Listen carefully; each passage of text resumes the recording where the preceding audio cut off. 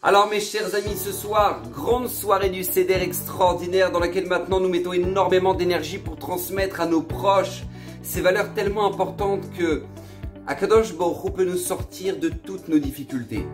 Comme il nous a sortis d'Égypte, Hachem peut nous sortir de toutes nos difficultés et construire ce qu'on appelle notre émouna, notre confiance en Akadosh Baruch Hu, qu'Hachem est le maître du monde et qu'il gère tout et qu'il pourra tout gérer dans notre vie. Mais pour pouvoir transmettre cette notion-là qui est tellement importante, la Haggadah s'arrête sur, a priori, ce qui paraît être un détail mais qui est tellement important, qui est la notion de capacité d'adaptation.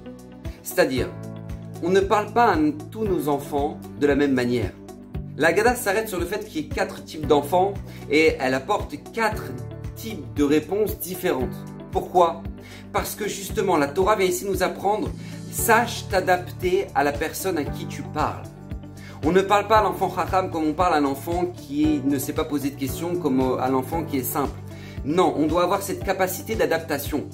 On doit comprendre qu'il y a un enfant pour qui maintenant le kiff du Shabbat, ce sera les chansons de Shabbat. Et pour l'autre, ce sera l'histoire du Shabbat. Bref, on ne parle pas de la même manière à chacun des enfants.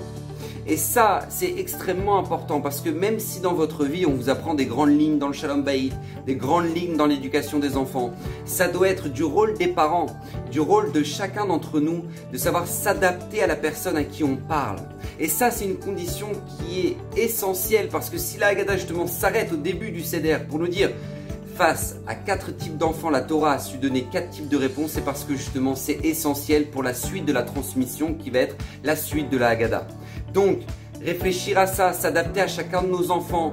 Ils n'ont pas besoin forcément des mêmes réponses, mais ils ont besoin qu'on s'attarde sur leurs questions et sur la meilleure réponse qui soit adaptée à eux. Donc, Bezrat Hashem, qu'on puisse le faire, nous tous dans nos maisons, prendre ce temps-là, pas juste pour préparer des beaux Dvar Torah et des beaux Midrashim, mais pour savoir adapter le discours à chacun de nos enfants et à chacun de nos proches. Donc, Bezrat Hashem, qu'on puisse tous le faire, que ces paroles de Torah soient pour l'élévation de l'âme de Sarah Bat Sarah et de Yehuda Ben Yaakov.